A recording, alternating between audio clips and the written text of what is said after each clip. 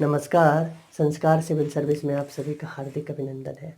आज हम लोग तीसरा लेक्चर प्रारंभ कर रहे हैं, जिसमें हम कोशिश करेंगे कि 1990 के उपरांत भारत का विदेश नीति और वर्तमान भारत के विदेश नीति तक का जो महत्वपूर्ण पॉइंट हो उनको हम कवर करें। तो हमने देखा था दूसरे लेक्चर में शीत युद्ध के उपरांत अर्थात 1990 के उपरांत भारत का विदेश नीति में क्या क्या परिवर्तन आए थे, वो हम लोगों ने दूसरे लेक्चर में देखा था। अगर आप नहीं देखे हैं तो उसको पहले देखिए, फिर यहाँ पे आइए तो थोड़ा सा बेहतर समझ में आएगा। फिर भी हम कोशिश करते हैं कि कंक्लूड कर दें। हमने देखा था कि 1990 के बाद वैश्विक परिस्थिति पूरे तरीके से बदल गया था। 1990 के बाद अर्थात आप कह सकते हैं कि विश्व जो दो ध्रुवों में बटा हुआ था, विश्व जो बाइपोलर था, वो विश्व का बाइपोलर से यूनिपोलर हो गया और जिसका नेतृत्व करता अमेरिका था, यूएसए था। और यूएसएसआर का पूरा विघटन हो गया। जो हमारा सदाबहार मित्र था वो मित्र अब नहीं रहा। ये मित्र यूएसए के खेमे में अर्थात यूएसए के साथ इसका भी संबंध मधुर होने लगा। हमारे पास प्रश्न उपस्थित हो गया कि हम क्या करें।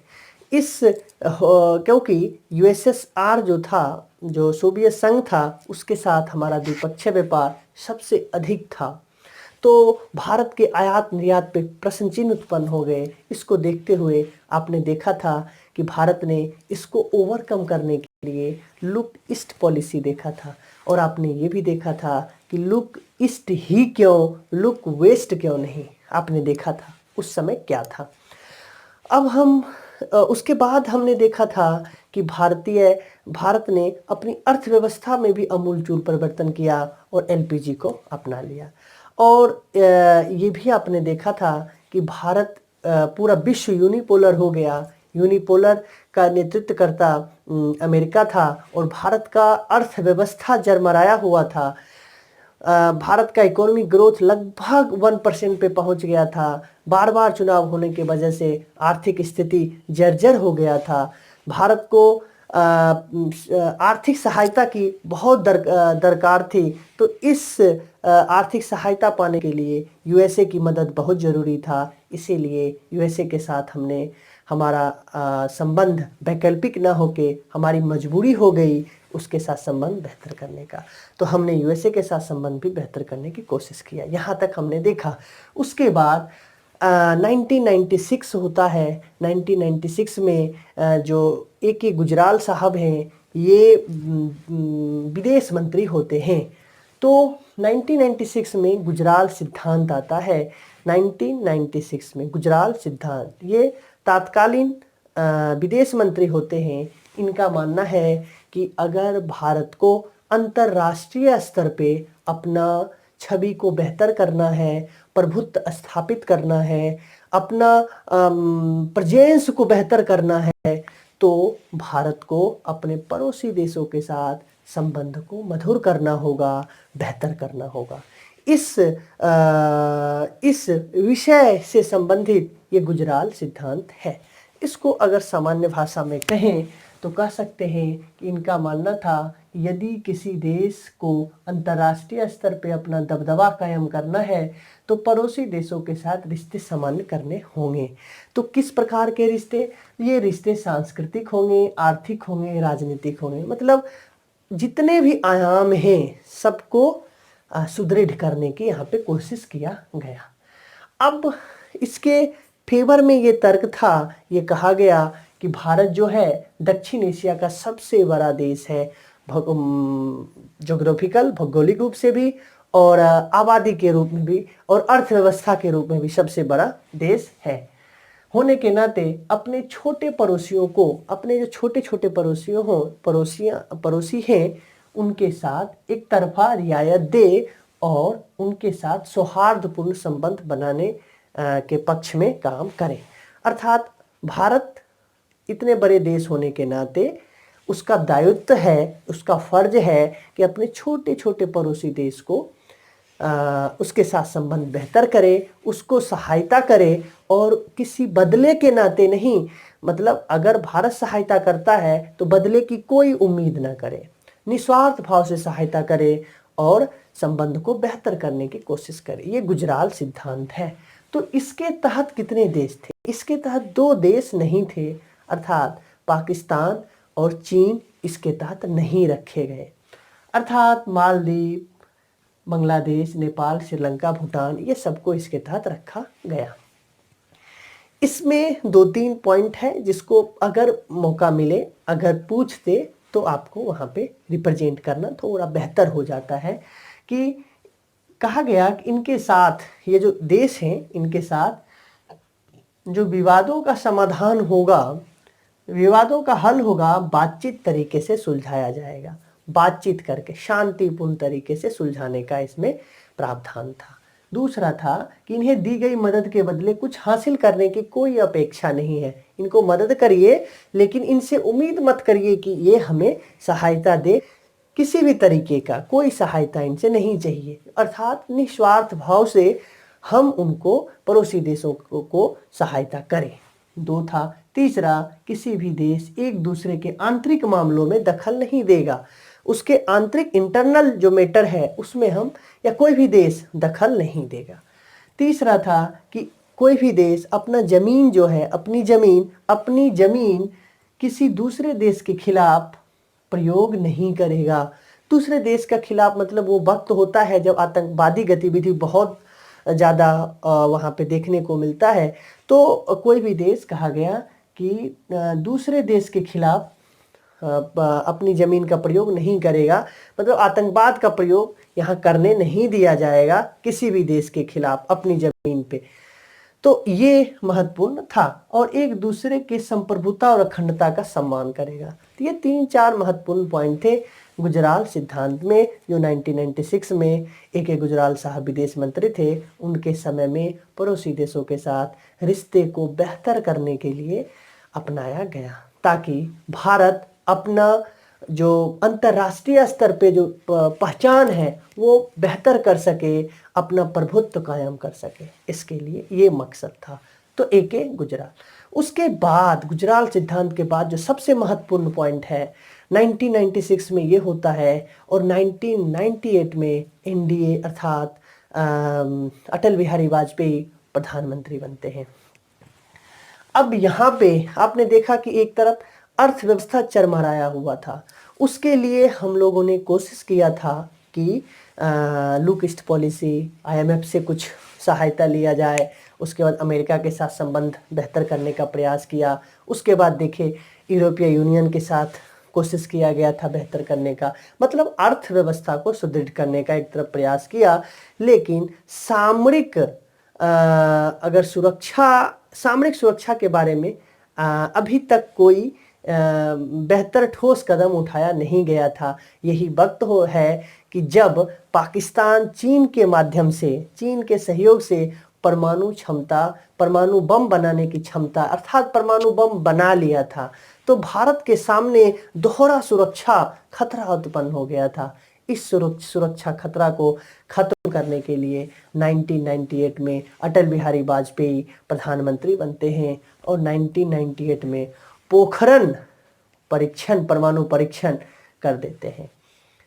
पोखरण परमाणु परीक्षण करके लेकिन ये ध्यान रहे कि 1998 का जो परमाणु परीक्षण है, ये 1974 जो हम लोग सेकेंड लेक्चर में पढ़ा था, 74 में इंदिरा गांधी के समय में परमाणु परीक्षण होता है, ये उससे अलग है। इसमें ये घोषणा करते हैं कि हम परमाणु बम बना लिए। अर्थात इसमें कहते हैं इसके माध्यम से हथियारों के विकास का लक्ष्य निर्धारित किया गया। हथियारों के विकास का, परमाणु बम के विकास का लक्ष्य यहाँ पे निर्धारित किया गया। और अर्थात न्यूनतम परमाणु प्रतिरोधक क्षमता को अपनाया गया। इस सिद्धांत को यहाँ पे अपनाया गया। अब इसमें क्या है, हमें इतना ही अभी तत्काल जानना है, और छोटे छोटे पॉइंट हम कोशिश करेंगे उसको कवर करने का। उसके बाद जैसे परमाणु परीक्षण होता है, तमाम जितने भी देश थे सारे फिर से प्रतिबंध लगा देते हैं। लेकिन यही वो वक्त है कि चाइना का बहुत तेजी से विकास हो रहा था। चाइना का विकास, क्योंकि एशिया में सिर्फ चाइना, चीन था जो पूरे विश्व में या एशिया को संतुलित करने के लिए सिर्फ भारत ही था जो चीन को संतुलित कर सके। चीन पे पूरा प्रतिबंध लगा हुआ था और चाइना का विकास हो रहा था। अमेरिका को डर था कहीं चीन हमें प्रतिस्थापित न कर दे, तो चीन को संतुलित करने के लिए यह जरूरी था कि भारत से प्रतिबंध को कम किया जाए, हटाया जाए।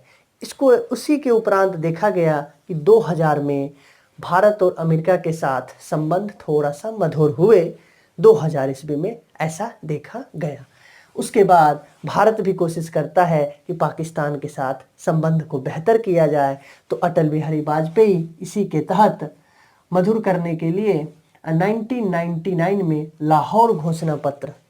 लाहौर जाते हैं और लाहौर घोषणा पत्र यहीं पे 1999 में हुए। ऐसा लग रहा था कि पाकिस्तान के साथ संबंध बहुत ही मधुर हो जाएंगे, बहुत अच्छे हो जाएंगे, लेकिन कारगिल का युद्ध हो जाता है, संसद पे हमला हो जाता है, पाकिस्तान के साथ संबंध पुनः बेकार हो जाते हैं, पुनः कटु हो जाते हैं। और आगे देखेंगे कि जैसे ही परमाणु परीक्षण भारत ने किया, भारत ने विश्व स्तर पे विश्व समुदाय के सामने महाशक्ति होने का दावा प्रस्तुत किया और भारत ने यह भी प्रस्तुत किया कि हमें संयुक्त राष्ट्र सुरक्षा परिषद की अस्थायी सदस्यता दी जाए। तो संयुक्त राष्ट्र सुरक्षा परिषद की अस्थायी सदस्यता 1998 के बाद उपरांत ही यहाँ पे दिखता है और महाशक्ति का दावा यहीं से भारत घोषणा करता है कि हम महाशक्ति हो गए, मेजर पावर। अब यहाँ पे देखेंगे कि अमेरिका के साथ संबंध प्रयास करने का किया जाता है और रूस के साथ भी संबंध प्रगाढ़ यहाँ पे किया जाता है। रूस पुतिन भी भारत आते हैं, तो कोशिश यहाँ पे किया गया कि लगभग सारे देश के साथ संबंध बेहतर किए जाएं, क्योंकि भू राजनीतिक या जो विश्व का राजनीतिक परिदृश्य था ये थोड़ा सा बैलेंस करने की जरूरत था, ऐसा अमेरिका को लगा। अब भारतीय विदेश नीति में आतंकवाद एक बड़ा मुद्दा बन के उभरा।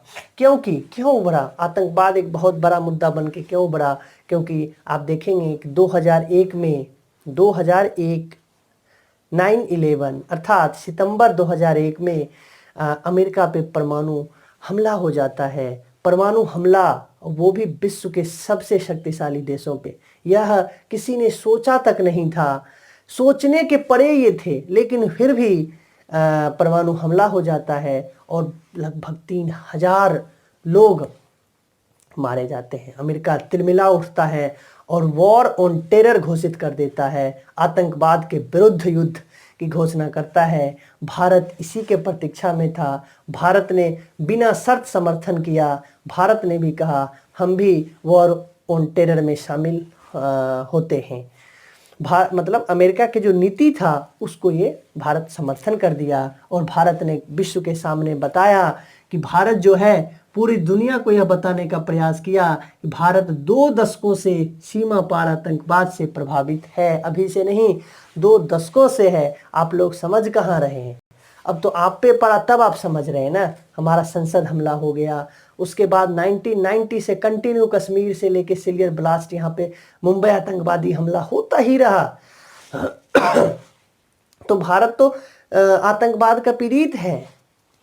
इस रूप में भारत का जब विदेश नीति है इसमें एक नया आयाम आता है और आतंकवाद एक बहुत बड़ा मुद्दा बन के उभरता है 2001 के बाद। उसके बाद भारत ने ये कोशिश किया, फॉरेन पॉलिसी में आपने यहाँ पे देखा था कि पिछले लेक्चर में आपने देखा था प्रैग्मेटिक फॉरेन पॉलिसी। अब यहाँ पे देखेंगे फॉरेन पॉलिसी में डाइवर्सिफाइड फॉरेन पॉलिसी यहाँ पे अपनाया जाता है। इसका मतलब ये है कि भारत अब ईरान, इजराइल, सऊदी अरब के साथ भी संबंध को बेहतर करने का प्रयास करता है। ईरान, इजराइल, सऊदी अरब। ईरान और इजराइल में आपस में दोनों विरोधी देश थे। जैसे हम और पाकिस्तान है, वैसे ही ईरान और इजराइल आपस में विरोधी देश थे और सऊदी अरब और ईरान ये दोनों आपस में विरोधी थे। लेकिन फिर भी भारत ने कोशिश किया तीनों में सामंजस्य स्थापित करके तीनों के साथ संबंध को बेहतर करना, जिससे डाइवर्सिफाइड फॉरेन पॉलिसी कहा जाता है। यहाँ से दिखता है ईरान इजराइल एक दूसरे के विरोधी थे, फिर भी भारत दोनों के साथ समानांतर संबंध का विकास पे बल दिया। सऊदी अरब पाकिस्तान का समर्थन करने वाला देश था, इसीलिए सऊदी अरब के साथ संबंध को बेहतर करना बहुत ज़रूरी था, क्योंकि बार बार कश्मीर के मुद्दे पे सऊदी अरब का समर्थन पाकिस्तान को मिल जाता था। तो वहाँ से कोशिश किया कि सऊदी अरब को भी अपने पाले में लिया जाए। अब क्योंकि सऊदी अरब और ईरान के बीच भी कटु संबंध थे, जैसा कि आपने देखा, और दोनों के साथ बेहतर संबंध स्थापित करने का भारत ने प्रयास किया। अमेरिका के साथ भी संबंध को प्रगाढ़ करने की कोशिश किया गया, जैसा कि आपने 2000 में देखा और 2001 में वॉर एंड टेरर के रूप में देखा। भारत ने समर्थन किया, कोशिश किया प्रगाढ़ करने का, इसी का परिणाम है।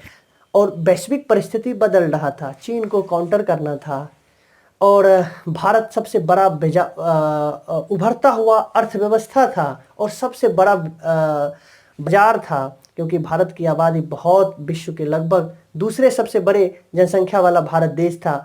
तो विश्व के सामने एक उभरता हुआ बाजार भारत प्रतीत हो रहा था। तो भारत को वैश्विक अर्थव्यवस्था से काटना पूरे दुनिया के लिए नुकसानदायक था, इसीलिए कोशिश किया गया भारत को अपने पाले में लिया जाए।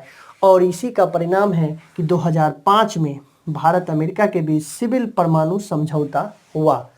ये लैंडमार्क परमाणु समझौता था, क्योंकि भारत को जो पूरे विश्व के सामने 1998 के बाद अछूत माना जाता था, परमाणु परीक्षण के बाद भारत को नेग्लेक्ट किया जाता था। अब सिविल परमाणु समझौता के माध्यम से भारत को एक उत्तरदायी राज्य का दर्जा मिल गया, भारत को एक जिम्मेदार देश के रूप में जाना गया। तो इसके रूप में कह सकते हैं कि भारत का जो ये भारत अमेरिका सिविल परमाणु समझौता था, ये न सिर्फ केवल ऊर्जा के लिए था, बल्कि सामरिक समझौता भी था। तो इस रूप में यहाँ पे था। तो भारत विश्व का एकमात्र ऐसा देश था, ये इसलिए भी महत्वपूर्ण है कि भारत विश्व का एकमात्र ऐसा देश था जो बिना एनपीटी पे समझौता किए उसे एनएसजी के जो शर्तों थे, उन शर्तों से इनको छूट मिलता था इस समझौता के तहत, और उसे परमाणु तकनीक और परमाणु ईंधन प्राप्त भारत कर सकेगा। तो ये भारत के विदेश नीति में तो बहुत बड़ा परिवर्तन यहाँ पे देखने को मिलता है। भारत ने यह भी कोशिश किया कि यूएसएसआर के साथ जो सैन्य सामग्री आयात करता था, तो अब भारत ने चेंज करके, अर्थात यूएसएसआर के साथ साथ अर्थात रूस के साथ साथ भारत ने कोशिश किया इजराइल के साथ भी सैन्य सामग्री आयात करने का। इजराइल सबसे बड़ा हथियारों का आपूर्ति करने वाला, दूसरा सबसे बड़ा करने वाला देश बन गया। और यही वक्त है कि 2003 में इब्सा अर्थात भारत, ब्राज़ील और इंडिया, आई से, बी से ब्राज़ील और साउथ अफ्रीका के साथ भी इब्सा नामक संस्था बना और कोशिश किया गया संबंध को और बेहतर करने का। तो हमने देखा कि जो एनडीए का जो फॉरेन पॉलिसी, वाजपेयी समय का जो फॉरेन पॉलिसी है, किस रूप में टर्न लेता है, किस रूप में मोड़ लेता है, विदेश नीति में परिवर्तन देखने को मिल रहा था। अब 2004 में यूपीए का सरकार बनता है, डॉक्टर मनमोहन सिंह प्रधानमंत्री बनते हैं। तो डॉक्टर मनमोहन सिंह में जो परिवर्तन होता है, ये भी यूपीए ने भी एनडीए के जो फॉरेन पॉलिसी था उसी को उन्होंने आगे बढ़ाया। तो कुछ चेंज दिखने को नहीं मिलता है, लेकिन कुछ छोटा मोटा परिवर्तन हुए हैं, उनको देख लेते हैं। इसमें यह था कि 2005 में पश्चिम की ओर देखो नीति अपनाए। 2005 में 2004 में ही ये आ जाते हैं। 2005 में पश्चिम की ओर देखो नीति अपनाए, मतलब लुक ईस्ट तो देखा 1992 में, अब ये लुक वेस्ट पॉलिसी 2005 में यहाँ पे अपनाया गया और पश्चिम के देशों के साथ संबंध को बेहतर करने का प्रयास यहाँ पे दिखता है। और इसी का परिणाम था लुक वेस्ट, और 2005 में इस भारत अमेरिका सिविल परमाणु समझौता भी होता है, लेकिन हम उसको भारत और यूएसए के साथ जो रोड मैप बना था, संबंधों का जो एक रोड तैयार हुआ था, आधार तैयार हुआ था, उसी के तहत हुआ था। इसीलिए हम उसको वाजपेयी के कार्यकाल में ही हमने उसको भी समेट लिया। हालांकि यहाँ पे हुआ था 2005 में मनमोहन सिंह के कार्यकाल में भारत अमेरिका सिविल परमाणु समझौता यहाँ पे देखने को मिलता है। अब यहाँ पे अमेरिकी राष्ट्रपति भारत आते हैं 2010 में, और 2010 में देखा जाता है कि सुरक्षा परिषद के लगभग 5 अस्थायी सदस्य, जो भी 5 अस्थायी सदस्य हैं, सारे भारत की यात्रा करते हैं। और 2010 में अमेरिकी राष्ट्रपति भी आते हैं। सबसे महत्वपूर्ण पॉइंट ये है कि यहाँ पे सुरक्षा परिषद में ये वादा करते हैं कि भारत को अस्थायी सदस्यता देने का समर्थन करते हैं। अमेरिकन प्रेसिडेंट बराक ओबामा यहाँ पे आते हैं और भारत को अस्थायी सुरक्षा परिषद में अस्थायी सदस्यता के लिए यहाँ पे वादा करते हैं। तो ये थोड़ा सा और परिवर्तन यहाँ पे देखने को मिलता है। साथ ही यह उन्होंने कहा कि यह एक महाशक्ति के रूप में उभर चुका है, मतलब भारत एक महाशक्ति बन चुका है। यहाँ पे ये थोड़ा सा यहाँ पे देखने को मिलता है। अब यूएसए सहित अन्य देश भारत के सीमा पार आतंकवाद मुद्दे पर भारत के पक्ष में समर्थन करते। भारत का जो आतंकवाद, विदेश नीति में जो आतंकवाद का जो आतंकवाद को लाया गया था, यहाँ पे आके उसका रोड मैप तैयार होता है। अर्थात जितने भी देश हैं, यूएसए सहित सारे देश भारत का सीमा पार आतंकवाद के मुद्दे पे भारत के पक्ष में समर्थन करते हैं। तो यहाँ पे जीत दिखाई पड़ता है भारत के विदेश नीति में यहाँ। अब 2012 में एक और यहाँ परिवर्तन आता है, connect central Asia. Look east देख लिया, लुक वेस्ट देख लिया, उसके बाद कनेक्ट सेंट्रल एशिया, मतलब सेंट्रल एशिया को भी जोड़ने का यहाँ पे कोशिश किया गया 2012 में। कनेक्ट सेंट्रल एशिया पॉलिसी यहाँ पे अपने, लेकिन यहाँ पे थोड़ी सी लूप होल ये दिखता है कि गठबंधन का सरकार होता है, जिसमें सहयोगी दल का प्रभुत्व होता है। तो ये क्षेत्रीय दल के वजह से भी विदेश नीति कहीं न कहीं विदेश नीति में थोड़ा सा नुकसान उठाना पड़ा। तो और त्वरित निर्णय लेने में सरकार असमर्थ रही और बार बार ऐसा देखा गया है। आलोचना के रूप में कह सकते हैं श्रीलंका के प्रति नीति प्रभावित हुई। तमिलनाडु का जो क्षेत्रीय दल है उसके माध्यम से देखने को मिला कि श्रीलंका के साथ संबंध बेहतर नहीं हो पाया। भारत बांग्लादेश के बीच में बॉर्डर एग्रीमेंट नहीं हो पाया बांग्लादेश के वजह से। तो ये सब थोड़ा सा परिवर्तन देखने को, मतलब लूप होल देखने को मिला विदेश नीति में क्षेत्रीय दल के वजह से। और तीसरा आप देखेंगे भारत अमेरिका सिविल परमाणु समझौता हुआ था, उसमें भी विरोध देखने को मिला। जो साम्यवादी दल थे उन्होंने अपना समर्थन वापस ले लिया था यहाँ पे। तो ये सब थोड़ा लूप होल है। उसके बाद आप देखेंगे कि 2014 आता है और 2014 में पहली बार पूर्ण बहुमत की सरकार बनती है। 1984 के बाद पहली बार केंद्र में पूर्ण बहुमत की सरकार बनती है और एक मजबूत प्रधानमंत्री का यहाँ पे आगमन होता है नरेंद्र मोदी के रूप में। और शक्तिशाली प्रधानमंत्री विदेश नीति के निर्णय निर्माण में थोड़ा सा त्वरित कर देते हैं, क्योंकि ये पूर्ण बहुमत की सरकार होती है, इसीलिए इनमें क्षेत्रीय दल का प्रभाव कम दिखता है, लगभग नहीं दिखता है। तो ये थोड़ा सा परिवर्तन हुआ और भारत ने कोशिश किया, अर्थात मोदी सरकार ने ये कोशिश किया कि संबंध को और डाइवर्सिफाई और जो सैद्धांतिक रूप से था उसको प्रैक्टिकल रूप में बदलने का ये कोशिश करते हैं। इसी के तहत आप देखेंगे लुक ईस्ट देख रहे होंगे, वो एक्ट ईस्ट में बदल दिया गया, मतलब त्वरित। और जो डिफिसिट डिलीवरी था, अर्थात अविश्वास का जो विदेश नीति में अगर कोई जैसे हम पाकिस्तान बांग्लादेश जाते थे या फिर कहीं भी जाते थे तो वादा कर देते थे, बस वादा होता था, उस पर त्वरित जो क्रियान्वयन होता उसमें कमी था। तो इसका भरपाई करने का यहाँ पे कोशिश किया गया। इसी का परिणाम है कि भारत जैसे ही प्रधानमंत्री बनते हैं, एक वर्ष में लगभग 18 देशों की यात्रा प्रधानमंत्री मोदी करते हैं। और यहाँ तक कि पीएम द्वारा कनाडा की भी यात्रा की जाती है, जो 40 वर्षों के बाद पहले प्रधानमंत्री थे। 40 वर्षों के बाद मोदी यात्रा करते हैं। श्रीलंका की यात्रा 28 वर्षों के बाद करते हैं और श्रीलंका के साथ संबंध को बेहतर करने का यहाँ पे प्रयास करते हैं, क्योंकि श्रीलंका के साथ श्रीलंका में चीन का प्रभुत्व हो गया था। आप देखेंगे श्रीलंका भारत का पड़ोसी देश है और हिंद महासागर में जो स्ट्रिंग ऑफ पर्ल्स है उसके माध्यम से चीन भारत को पूरा घेर रहा है। इसलिए हिंद महासागरीय देश और आपस में जितने भी देश थे, पड़ोसी देश थे, उसके साथ संबंध को बेहतर करना भारत की मूल प्राथमिकता हो गई थी। और भारत इसके तहत पड़ोसी फर्स्ट की नीति अपनाया। और देखें उसी के तहत सबसे पहली बार जब प्रधानमंत्री मोदी बनते हैं तो सार्क के सदस्यों को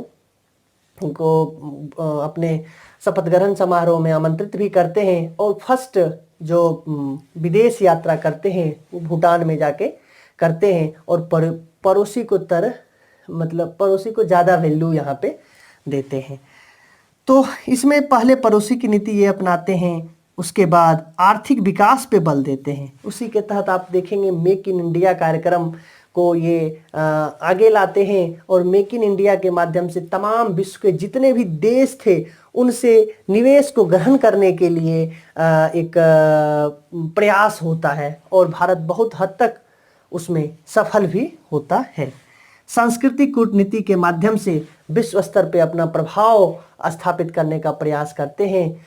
हालांकि सांस्कृतिक कूटनीति पहले से भी चल रहा था, लेकिन बस वो सैद्धांतिक रूप से था, लेकिन व्यवहारिक रूप में यहाँ पे प्रधानमंत्री मोदी लाते हैं। योग को अंतर्राष्ट्रीय योग दिवस के रूप में ख्याति मिलती है और भारत के लिए एक सॉफ्ट पावर में एक बहुत बड़ी जीत यहाँ पे हासिल होती है। इस एक्टिस्ट पॉलिसी जो आपने देखा, लुकिस्ट के जगह पे एक्टिस्ट लाते हैं। प्रवासी भारतीयों को जोड़ने का एक इनका बहुत बड़ा मकसद होता है कि जहाँ भी जाते हैं, अमेरिका गए या अभी भी देखेंगे कि जब अमेरिका गए थे, हाउडी मोदी कार्यक्रम हुआ था, उसके बाद मेडिसिन स्क्वायर में प्रधानमंत्री का प्रवासियों के साथ मिलन, या जहाँ भी जापान, ऑस्ट्रेलिया, फ्रांस, जहाँ भी जाते हैं, कनाडा, कहीं भी जाते हैं तो कोशिश करते हैं प्रवासी भारतीयों के साथ एक भावनात्मक संबंध स्थापित किया जाए, ताकि जिससे भारत में प्रवासियों की भूमिका विदेश के नीति निर्माण में प्रवासियों की भूमिका ज़्यादा बेहतर हो। उसी का परिणाम था कि आपने देखा नमस्ते ट्रंप यहाँ पे आयोजित हुआ और ट्रंप ने भी भारत के सांस्कृतिक कूटनीति को कितना सराहना किया। तो इसका परिणाम यहाँ पे व्यवहारिक रूप में यहाँ पे देखने को मिलता है। उसके बाद देखेंगे सामरिक साझेदारी पे ये विशेष बल देते हैं। सामरिक साझेदारी मतलब अमेरिका के साथ आप देखेंगे, जापान के साथ, अमेरिका के साथ आप देखेंगे कि लेमुआ ये सब एग्रीमेंट जो होता है ये सामरिक साझेदारी का एक आयाम है। तो आप इस रूप में देख सकते हैं। उसके बाद मुखर विदेश नीति, ये कोशिश करते हैं मुखर विदेश नीति अपनाना, प्रोएक्टिव फॉरेन पॉलिसी को अपनाते हैं, मुखर विदेश नीति अपनाते हैं। हालांकि भारत का जो वर्तमान फॉरेन पॉलिसी है, जो नरेंद्र मोदी सरकार का जो फॉरेन पॉलिसी है, इसको हम एक लेक्चर में स्टार्ट करेंगे। एक्टिस्ट क्या है, मुखर विदेश नीति क्या है, प्रोएक्टिव फॉरेन पॉलिसी क्या है, या फिर जितने भी डाइवर्सिफाई फॉरेन पॉलिसी क्या है, उसके बाद सांस्कृतिक कूटनीति, ये सब का हम एक लेक्चर में अभी हम कोशिश करेंगे इसके बाद वाले लेक्चर में। तो इस रूप में आपने देखा कि कैसे जितने भी 1950 से लेके 2014 तक का भारत का विदेश नीति को आपने देखा। हम कोशिश करेंगे कि 2000 वर्तमान भारत के विदेश नीति का मूल आयाम कौन कौन से हैं उनको कवर करें एक वीडियो में, ताकि अभी जो क्वेश्चन आएगा उन्हीं से आएगा और उसी को कनेक्ट करके उसी को जोड़ के आपको लिखना पड़ेगा। हमें उम्मीद है कि आपको अच्छा लगा होगा, आपको रुचिकर लगा होगा। अगर फिर भी कोई सुझाव हो तो आप कमेंट बॉक्स में कमेंट करिए और इस चैनल को सब्सक्राइब कर लीजिए। थोड़ा सा करिए सब्सक्राइब, ऐसे कैसे चलेगा बताइए। हाँ, सब्सक्राइब करिए और दूसरे को भी करवाइए ताकि हमारा ग्रो हो, मतलब प्लेटफॉर्म बड़ा हो। हाँ, तो हम भी कोशिश करेंगे ज़्यादा एनर्जी से इस पे अपना प्रेजेंस दे। आपने ये पूरा देखा, हमारे साथ इतना देर बने रहे उसके लिए आपको बहुत बहुत धन्यवाद। हम फिर मिलेंगे नेक्स्ट लेक्चर के साथ, तब तक के लिए आप सुरक्षित रहिए।